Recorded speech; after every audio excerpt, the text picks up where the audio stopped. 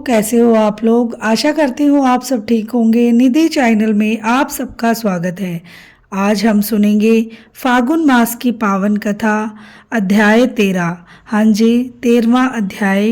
यह अध्याय हमें सिखाता है कि सच्ची भक्ति तब प्रकट होती है जब जीवन में कठिनाइयाँ आती है। जो इस कथा को श्रद्धा से सुनता है उसके जीवन में धैर्य, शांति और सकारात्मकता आती है। आज की कथा के साथ हम एक हेल्दी रूटीन का संदेश भी जोड़ेंगे ताकि शरीर स्वस्थ रहे और मन शांत रहे। भक्त देवदत्त की कहानी। बहुत पहले की बात है। एक गांव में देवदत्त नाम का निर्धन ब्राह्मण रहता था और किंतु श्रद्धालु भक्त था।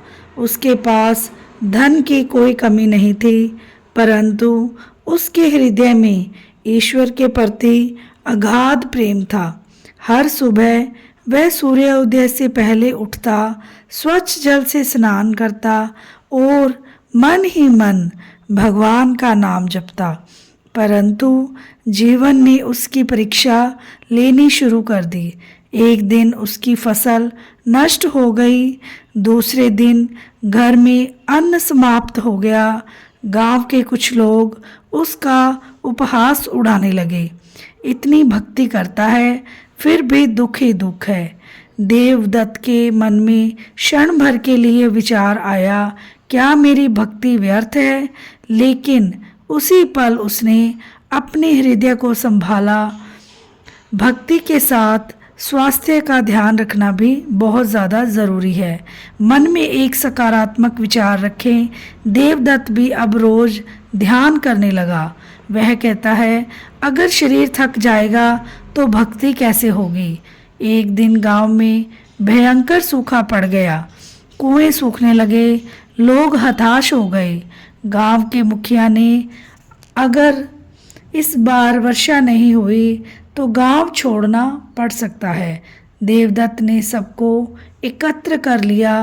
हम सब मिलकर ईश्वर का स्मरण करें, लेकिन यह स्मरण केवल मांगने के लिए नहीं है बल्कि समर्पण के लिए होना चाहिए।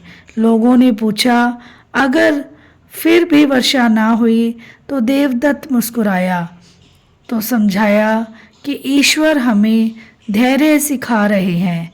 उस रात उसने पूरी रात जागकर जप किया।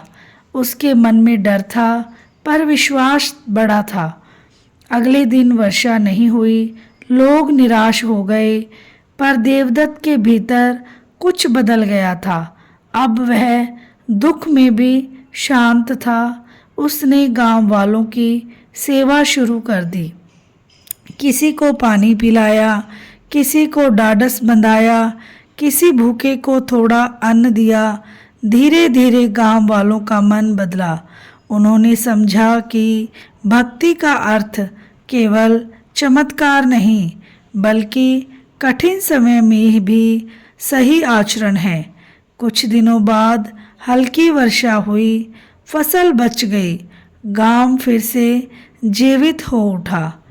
इस अध्याय से हमें सीख मिलती है कि कठिन समय में धैर्य, भक्ति में निरंतरता, दूसरों की सेवा और हेल्दी भोजन और रात में भी टाइम से सोना हमारे लिए बहुत ज़्यादा ज़रूरी है। और सोने से पहले ईश्वर का धन्यवाद करना सबसे ज़्यादा ज़रूरी है। देवदत्त कहता है, स्वास्थ्य शरीर में ही शांत मन बसता है। एक दिन देवदत्त बीमार पड़ा। गांव के वही लोग जिनके लिए उसने सेवा की थी आज उसकी सेवा करने लगे। देवदत्त की आंखों में आंसू आ गए। उसने कहा, आज समझ आया कि ईश्वर मेरी भक्ति को लोगों के हृदय में बदल रहे हैं। बहनों और भाइयों, फागुन मास कथा अध्याय हमें सिखाता है कि ईश्वर हमारी परिस्थितियां नहीं, हमारा हृदय बदलते हैं। तो आशा करती हूँ आपको मेरी कथा अच्छी लगी होगी। वीडियो को लाइक, चैनल को सब्सक्राइब करना ना भूलें और जो भी चैनल पे नई हैं सब्सक्राइब करे बिना ना जाए, और जिसने सब्सक्राइब कर दिया उसका बहुत बहुत धन्यवाद। और कथा के अंत में थोड़ा सा कीर्तन करना अति अनिवार्य है, तो आप लोग भी मेरे साथ कीर्तन कीजिए।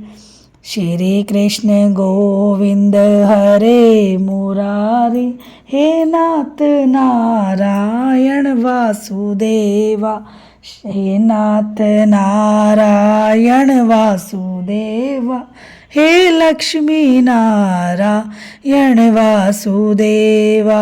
श्री कृष्ण गोविंद हरे मुरारी, हे नाथ नारायण वासुदेवा, हे नाथ नारायण वासुदेवा, हे लक्ष्मी नारायण वासुदेवा।